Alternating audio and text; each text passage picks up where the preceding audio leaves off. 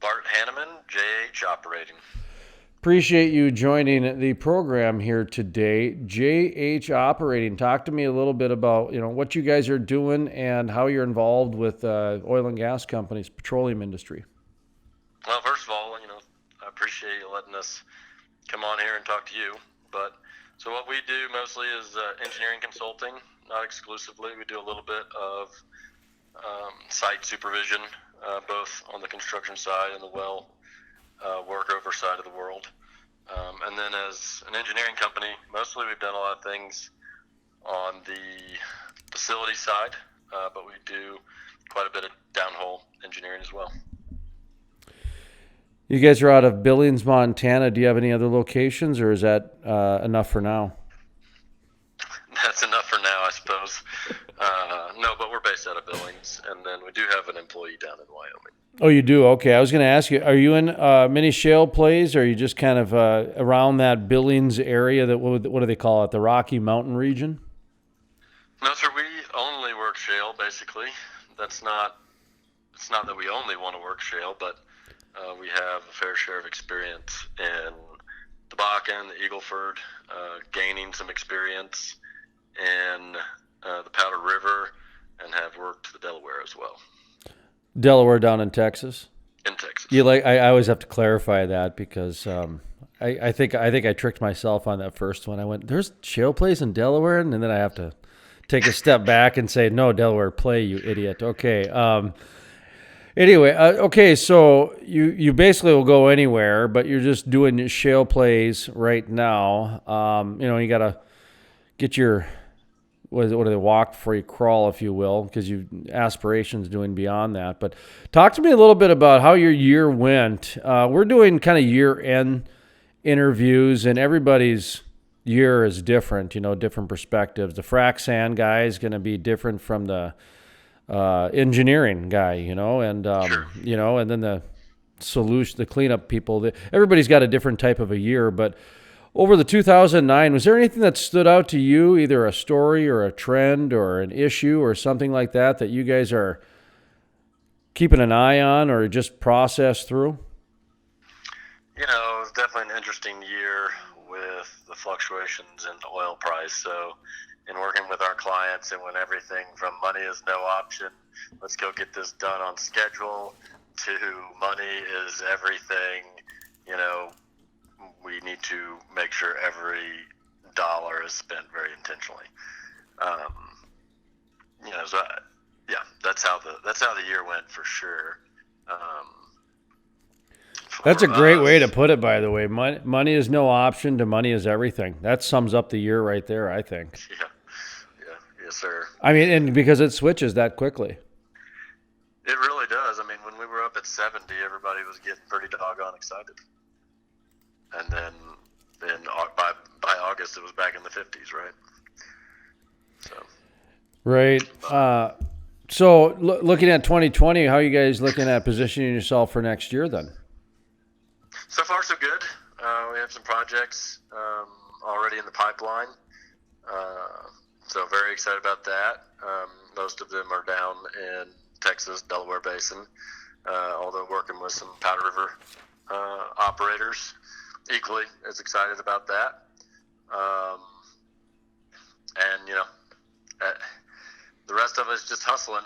Got to uh, got to talk to the right people and keep on doing work that speaks for itself and getting the referrals. So we know what our first quarter looks like, and so we'll be all right. And then after that, we need to make sure we get some more projects. Are you finding that the political climate has caused you guys to go look elsewhere or change your practices in any way? I'm thinking of Colorado. I'm thinking of BLM in Wyoming, where they've added these new restrictions on there and created. You mentioned Wyoming is earlier working about. the other way for us. I'm sorry. Wyoming is working exactly opposite of that with the new restrictions in order for folks to make sure that they're complying.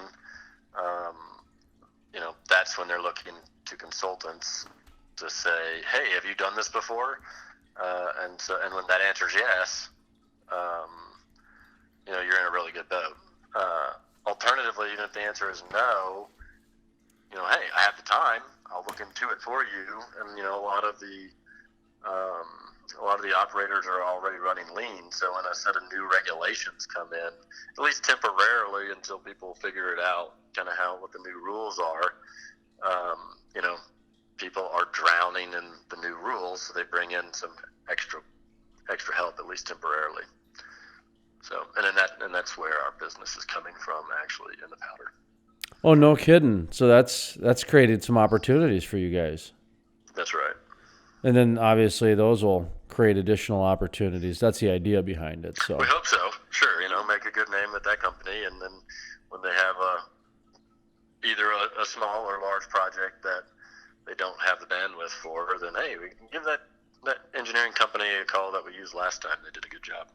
Where are you seeing the major changes coming from? And I asked that question because when Colorado got all the news, especially around here, there was some public health restrictions in terms of setbacks and how many feet from schools and public structures and things like that. And lately, they've been really going after the air quality.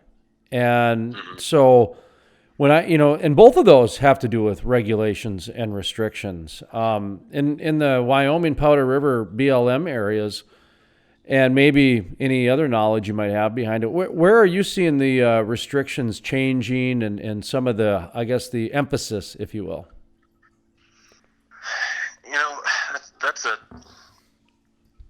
It's kind of a tough question, and maybe it's just because I'm head down a lot of the time, working the projects that I am exposed to. So I don't really. Yeah. No, I get it. Really know what's coming down the pipe. I do know that the answer is almost always found in engineering, right? So you discussed emissions, so whatever the problem statement ends up being, if it's reducing emissions, okay, well, let's pull the engineers in, make sure that we're calculating our emissions appropriately. Do we need a combustor? Do we need a VRU? Do we need a VRT?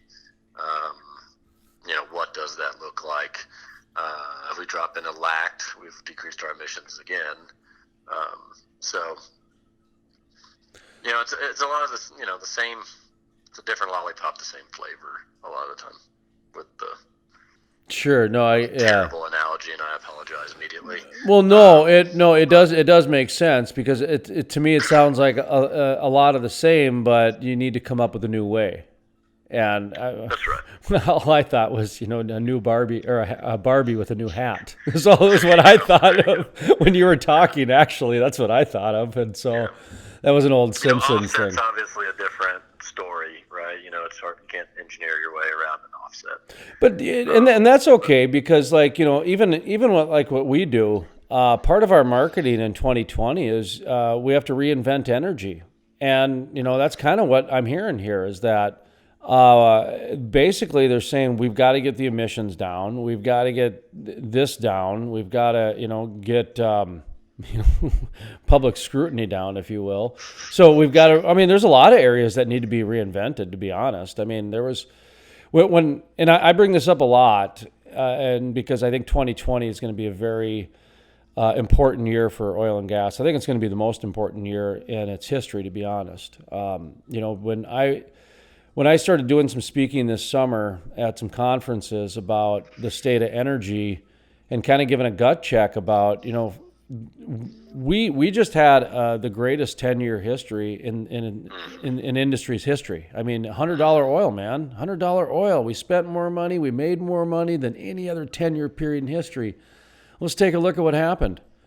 We got and this was this summer, we've got 2 presidential candidates trying to ban oil and gas. We have states that are implementing, restrictions where they're calling them bans, and you've got the Green New Deal trying to put us out of business.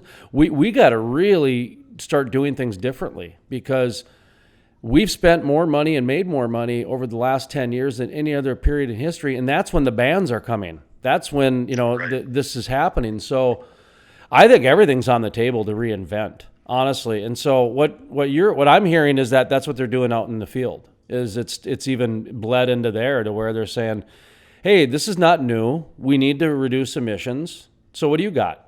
It's like who's got a better Yeah, I mean, idea? it's very similar to when North Dakota implemented their emissions, um, their plan to decrease emissions. So the I don't know all of the exact numbers, but I think the first year was a company could produce or could flare 22%, a maximum of 22% of Hmm. their gas, Yeah, and they had then percentages, and then yeah, then it stepped down year over year, hmm and some of that was midstream, but it wasn't actually, if I remember correctly, I'm not sure if it was actually a straight flare number or if it was a VOC's number. Um, but anyway, yeah, put less gas in the atmosphere has been a theme for the last 5 to 7 years, I would say. yeah, and Probably before that, that's just when I was involved. I was probably involved in something different before that, but it was probably still going on. so let me ask you the $1 million question here. Are in I don't I'm not looking to disclose business plans or anything like that, but are the companies getting more efficient out of this? You mean relative to emissions, i.e., capturing more? Yeah, I mean, at the end of the day, are they getting more efficient with their captured emissions? Is it saving them money at some point, or is I it don't know. is it a new cost of doing business type of a thing? Because they all exist, I guess. The gas price, there's just not a lot of value in the gas. Well, no, in the So Permian, they have to I pay people to suspect it's take it more away. of a cost of doing business. Yeah, yeah, that's where they're. But I'm not 100% sure on that. Depends on Well, how rich your gas is. no, you're right because they've been pretty upfront about that. They've been talking about the economics aren't there and everything like that. So, okay, well, talk to me about your guys' how you're doing some of that. Then is with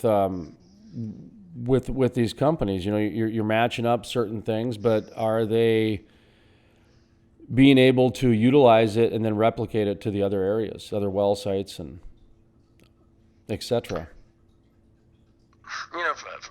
Again, for the most part, that all comes down to midstream contracting and making sure that you have good offtake. And then beyond that, it's making sure that you have good incineration and don't have any fugitive emissions, which is where you drive up your VOCs as well as you're just simply out of compliance if the regulatory agencies show up and see fugitive emissions coming out of your facility. So it's more about making sure that you don't have that. Sure. All right. I got one more question for you, and then we'll let you get on with the day. But it has to do with the cold weather and the warm weather type of a thing. Gotcha. You've got experience in both Texas and North Dakota and Wyoming. So, you got any advice for how people can tackle those two different climates? I mean, I talked to a guy earlier, and it was 90 degrees down where he's at, and I talked to another guy. Well, I walk outside and it's minus 20. Well, for the record, I was in Texas this morning and it was like 35. So. Well, that wasn't too bad. Okay. Yeah, it gets chilly. I won't call it cold, but it gets chilly down there too. Yeah, I mean, it all comes down to doing the little things right. The big things take care of themselves. So, down in Texas, you have downward-facing drain points all over your facility, so that if you need to work on something, you can very easily drain it and go about, and tear your piece of equipment down and go about your business. Whereas in the colder climates, if you do that, that drain point will collect liquid, probably water, and then freeze and crack and be a leak, as opposed to this really handy drain point that you thought you were going to put in there.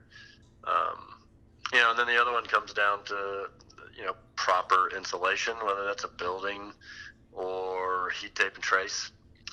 Both of those answers are good, and both of them are needed in our kind of environment. Bakken less so than Powder River, just because the salinity of the produced water is really high in the Bakken, and not so much So your freeze point, I think, in the Bakken is like -16 for your produced water, whereas in the Powder River, you're doing, I don't know. I don't know what the exact number it is, but probably closer to 20, plus 20. Mm-hmm. That's big. It's a big temperature swing. There's a lot of days lower than plus 20 in the Powder. A lot of variables. Mm-hmm. And we talk about this on our program all the time. You go, down in Texas or the Bakken, you go a foot to the right or a foot to the left, and you got to bring a whole new chemistry team in because it changes that much. I mean, I don't think people understand that a lot of this stuff isn't a one size fits all deal. I mean, it's specialized to the foot to the inch sometimes. That might be a little exaggerating there, but not as much as you think. Hey, you do downhole, right? Yes, sir. Yeah, one more pop question for you here, because one of the stories that we've tracked over the past year is has seemed a pretty good shift. We talked earlier about, kind of there are some things about the cost of doing business, and regulations can open up some opportunities for some, but cost for other. Well, the downhole, what I've heard quite a bit is that more of these video operators are getting called for preventative reasons. They're finding that the downhole, information can somewhat be beneficial to save them money and be in a preventative way. Sure. Just curious on, are you seeing any of these technologies that are either downhole or some of the other areas that are really catching on more over the last year or two? I'll address the camera first, and then we can move on to some of the Sure. other ones. Yeah. So one, the cameras. I know that the cameras have come a long way. I mean, a decade ago, when we were talking about cameras, it was new technology and it was fuzzy. And I know that it's come a long way. I have still not run one. That doesn't mean I wouldn't like to, or I wouldn't if the need arised. Just haven't been in the situation before. Mm-hmm. And then on other downhole technologies, one that, and I can't remember the vendor, probably shouldn't say the vendor's name anyway. So it was a TCP technology that allowed you to basically run your entire perforation program in on pipe, but you didn't have to have, shape charges every X number of feet.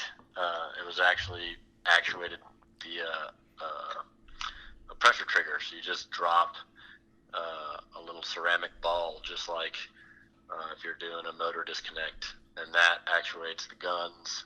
And so you could do, hey, I want 50 feet of this perf, and then I want to skip 50 feet, and I want to do this 50 feet. And so that was pretty neat, and is real handy and when you have big intervals like that.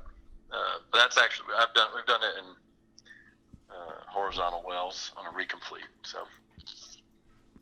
it was much less expensive than trying to tractor or have just a shot density that would have been really high relative to skipping undesirable zones.